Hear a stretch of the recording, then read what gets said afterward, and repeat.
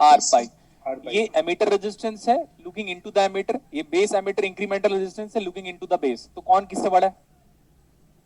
Beta. तो हम ऐसा बोल सकते हैं भैया r pi is always greater than r e. है ना? ये सारी चीजें आप गेट एग्जाम के लिए इंपॉर्टेंट लिख सकते हो, गेट एग्जाम के लिए, क्योंकि गेट एग्जाम में बीजेटी एम्पलीफायर कभी कभार पूछा होगा लेकिन आपको नहीं पूछा होगा। हो गया इतना? सर ये आर ई की वैल्यू आई कितनी थी? What is R pi? R pi की वैल्यू कितनी थी? R B beta by GM. Beta by GM. GM into गजब। अब तो गजब बात करूंगा मैं, बोलो हाँ। Yes sir. हाँ करेंगे। इसको डिवाइड करो दोस्तों, 1 प्लस बीटा। और what is beta by beta plus 1? अभी तो बताया था alpha. Alpha. Alpha divide by GM, most accurate result. But you know what, alpha is approximately, देखना हम 12th क्लास में भी पढ़े थे, अल्फा जो होता है ना ऐसे करके लिखा रहता है, कई बार वो 0.95 से लेकर 0.98 तक लिखा रहता है, देख लीजिएगा। ये अक्सर इतना होता है अल्फा, अक्सर। Alpha is close to unity. When alpha is close to unity, that means Re is approximately 1 by gm. 1 by gm is an important result whatever I have derived. अब देखो 5 मिनट और है हमारे पास टाइम।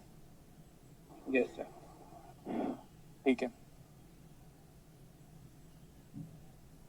वो graph याद करो, देखो ध्यान से। अब मैं ना उसको ग्राफिकली आपको बताता हूँ, क्योंकि क्यू पॉइंट अभी मैं नहीं पढ़ाया था, तो डीसी लोड लाइन में भी नहीं पढ़ाया था। मेरे को डीसी लोड लाइन थोड़ा पढ़ा देना चाहिए था, लेकिन वो नेक्स्ट क्लास में हम डीसी लोड लाइन पढ़ेंगे। अब आप जो मैंने डिराइव करवाया क्यू पॉइंट का डेरिवेशन मैं नेक्स्ट क्लास में कराऊंगा, ठीक है? Okay sir. तो ये देखो ऐसा हो गया, ऐसा सीधा दिख रहा है, नीचे नीचे। अब सही है, अब सही है, अब सही है। हाँ ठीक है। ठीक है सर। आई सी, ठीक है। ये स्मॉल आई और कैपिटल सी मतलब ए सी प्लस डी सी। यहाँ पे ये स्मॉल बी और फिर बी और फिर ई, मतलब आप समझ सकते हो ए सी प्लस डी सी है। नेक्स्ट डायोड, हमारा जो डायोड था वो फॉरवर्ड बैच था। कल की क्लासेस में मैं क्यू पॉइंट का डेरिवेशन कराऊंगा और डीसी लोड लाइन के बारे में एक बार डिस्कशन करेंगे, और एक्टिव सिचुएशन और कट ऑफ में भी कल की क्लासेस में बीजेटी ही चले थोड़ा, और फेट जस्ट स्टार्ट हो जाए, ठीक है? मैं डीसी लोड लाइन, आपको याद होगा कि हमने डायोड में एक बार डीसी लोड लाइन पढ़ा था, तो मैं उसको हेल्प ले लूं उसका। Yes sir. DC load line जब मैंने डायोड में पढ़ाया था तो कुछ ऐसा पढ़ाया था, ये ऐसे करके ज्वाइन कर दिया था। नहीं याद आ रहा है? गेट लॉस्ट याद है। वो गेट लॉस्ट बोला इसलिए याद आया बेटा। हाँ ये एंड दिस, हाँ ये पक्का डीसी है, क्योंकि क्यू पॉइंट आप भी थोड़ी देर पहले आपने, अभी आपको याद होगा थोड़ी देर पहले ही आपने एक बीजेटी का न्यूमेरिकल सॉल्व किया था, उसमें ये कैलकुलेट किया था आईसी, उसी का नाम था क्यू, और ये अभी वीबी, तो this is V B E Q, सही है इतना?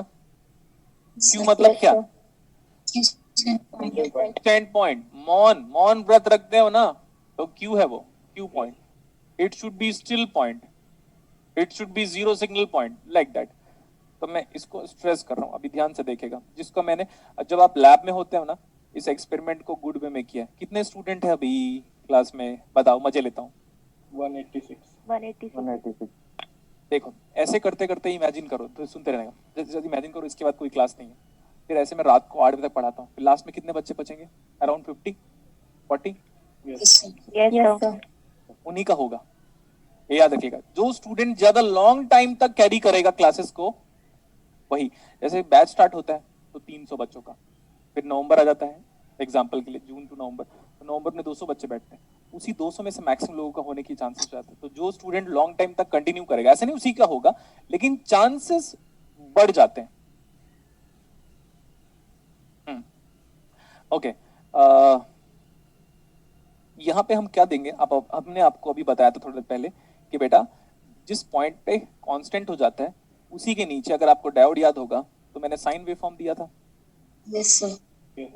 ऐसा साइन वेव फॉर्म दिया, जो मैंने अब तक डिराइव करवाया उसी को समझा रहा हूं, समझिएगा इस बात को। ये जाके यहाँ पे इंटरसेक्ट किया, देख सकते हो, और फिर ये इधर वाला यहाँ से जाके इंटरसेक्ट किया।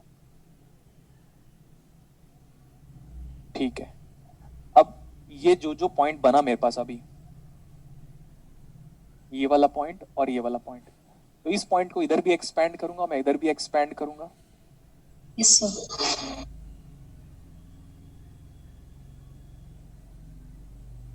उस क्यू पॉइंट के, अब देखो, अगर आप किसी में चेंज निकाल रहे हो तो with respect to certain constant quantity ही, तो अब चेंज निकाल रहे हो तो कहां से चेंज निकालू, मैं इस पॉइंट से कितना ऊपर गया, इस पॉइंट से कितना नीचे गया, इसी पे तो चेंज निकाल रहा हूं। Yes, sir. हाँ, अब देखो, उसको इधर भी एक्सटेंड करना चाहिए मुझे, ये इधर की तरफ एक्सटेंड किया और ये इधर की तरफ एक्सटेंड किया, है ना। अगर ये इस स्लोप को थोड़ा और बढ़ा दोगे तो इधर अगर छोटा चेंज है ना, यहाँ पे ज्यादा बड़ा चेंज नजर आएगा। Can you imagine? Yes, sir. और Yes, सुनो, अगर ये एक्सपोनेंशियल एकदम ऐसे राइज होगा, देखो मेरा हाथ देखो, ऐसे एकदम ड्रास्टिकली सडनली राइज हुआ, तो इधर स्मॉल चेंज करूंगा ना एक्स एक्सिस में, तो वाई एक्सिस में ज्यादा चेंज आएगा।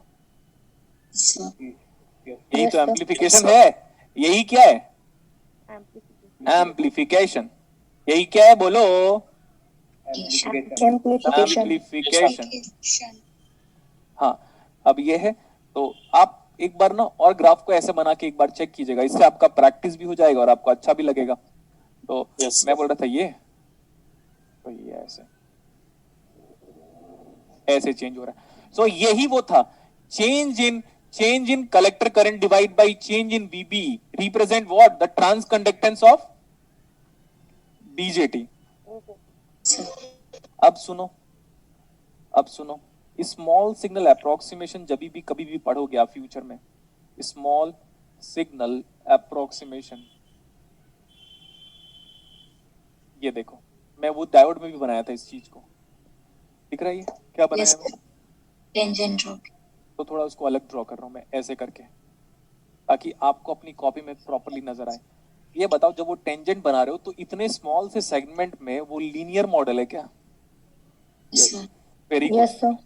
अब सारा डाउट खत्म, बोलो कैसे? Yes, sir. सर लीनियर है तभी तो रेजिस्टेंस डिराइव कर रहे हो। हाँ sir. Very Yes, good sir. सब लोग को बोलोगे ना, अबे बीजेटी तेरा नॉन लीनियर है, मैंने पूछ लिया ना एग्जांपल किसी भी फैकल्टी को, क्या फैकल्टी की बात किया तो स्टूडेंट तो खत्म ही हो गया, ए तेरा बीजेटी तो नॉन लीनियर, तो रेजिस्टेंस कैसे निकाला? तो देखो रेजिस्टेंस इसलिए निकाला क्योंकि ये इतना स्मॉल होता है, स्मॉल। अगर ये बहुत बड़ा है, जैसे इमेजिन करो तुम जो सिग्नल दे रहे हो वो 50 साइन ओमेगा टी का है, 50 साइन ओमेगा टी, तो बीजेटी कभी नहीं एम्पलीफाई करेगा, बीजेटी उस वेवफॉर्म को डिस्टॉर्टेड जनरेट करेगा। और जब इनपुट दे रहे हो 5 millivolt sine omega t, तो बीजेटी बड़े अच्छे वे में एम्पलीफाई करेगा, और इसी को बोलते हैं स्मॉल सिग्नल अप्रोक्सीमेशन, और sometime we call that one as linear approximation. This is nothing but linear graph for that much segment only, Yes. Linear graph. और लीनियर ग्राफ में ही हम रेजिस्टेंस निकालते हैं, लीनियर ग्राफ और स्मॉल सिग्नल अप्रोक्सीमेशन। मैं बताता हूं आपको, मेरे को पूरे एमटेक लाइफ में मेरे फ्रेंड ने नहीं बता पाया कि यार ये स्मॉल सिग्नल अप्रोक्सीमेशन क्या होता है, क्या सिग्नल स्मॉल होता है क्या? नहीं बेटा, सिग्नल का एम्पलीट्यूड भी स्मॉल होता है और फ्रीक्वेंसी हाई हो सकती है। देखो ये एम्पलीट्यूड कम है, अगर ये यहाँ पे एकदम, अगर मैं बोल रहा हूँ इस सिग्नल को देखो और इस सिग्नल को देखो, किसकी फ्रीक्वेंसी ड्रास्टिकली बदल रही है? ऊपर वाले। ऊपर वाले की। तो उससे क्या फर्क पड़ा आपको? कुछ फर्क नहीं पड़ा। No sir. Yes. अब इमेजिन करो, एक और बना रहा हूं मैं, एक बड़ा वाला, एकदम बड़ा, इसको हटा के देखो, इसको हटा के बड़ा बनाऊं? Yes sir. ये देखो बड़ा, इतना बड़ा। अब ये ग्राफ ड्रॉ करो, ये तो एक्सपोनेंशियल था, अब तो नॉन लीनियर हो गया। Yes sir. Yes, sir. अब इतना सेगमेंट, इतना छोटा सेगमेंट लेने के बड़े इतना बड़ा सेगमेंट लोगे तो नॉन लीनियर ही बनेगा ना बेटा। तो this is linear approximation, small signal approximation. देखो मैंने इनपुट कैरेक्टरिस्टिक्स में मैंने खुद नहीं सोचा था मैं क्या क्या डिराइव करवा दूंगा।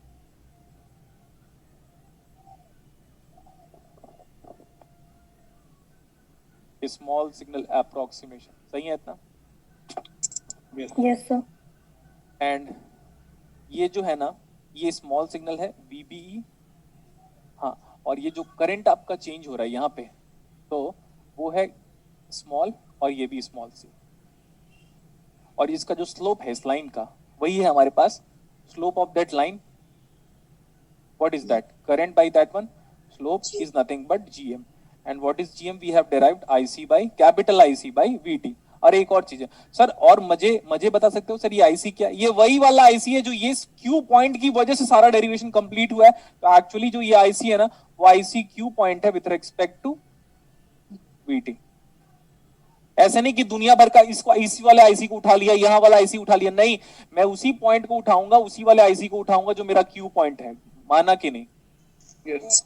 हाँ, तो प्लीज बेटा, जितना मैंने बीजेटी स्टार्टिंग से लेकर अब तक पढ़ाया है, स्टार्टिंग से लेकर आज तक जो भी पढ़ा है, चाहे न्यूमर क्लिक किया, प्लीज नहीं टाइम मिला तो कम से कम ऐसे पेज तो पलट सकते हो. Yes, sir. Yes, sir. के बगैर मत आइएगा. नेक्स्ट क्लासेस में हम पढ़ेंगे output characteristics of common emitter configuration. आपकी रिस्पॉन्सिबिलिटी सिर्फ इतनी है कि कॉमन बेस का इनपुट आउटपुट कैरेक्टरिस्टिक्स को एक बार प्लॉट करके लेके आ जाना. Okay sir. कॉमन एमिटर में इनपुट कैरेक्टरिस्टिक्स पढ़ा दिया हूं. नेक्स्ट क्लास में आउटपुट कैरेक्टरिस्टिक्स पढ़ाऊंगा, एक्टिव सैचुरेशन और कट ऑफ के बारे में बात करूंगा, और डीसी लोड लाइन कराऊंगा, और बीजेटी को मैं फुल स्टॉप करूंगा उसके बाद. और मेरे को कोई बोलेगा नहीं सर आगे पढ़ाओ करके, क्योंकि थर्मल रनअवे नहीं आता आजकल. Okay, sir. Okay sir. हाँ? सर नाम अच्छा है, क्या- थर्मल क्या? रनअवे. नहीं, थर्मल रनअवे नाम ही है भाई, इसका नाम ही है. उसमें थीटा आता है, डिग्री सेंटीग्रेड पर वॉट, उसका नाम है थर्मल रेजिस्टेंस. नाम देखो थर्मल रेजिस्टेंस, लेकिन यूनिट आएगा डिग्री सेंटीग्रेड पर वॉट. हाँ, ठीक है, चले, बाय बाय. Bye bye. हाँ, thank you everyone. Good communication from your side. Thank you so much, next sir. Class. Thank you. Good evening.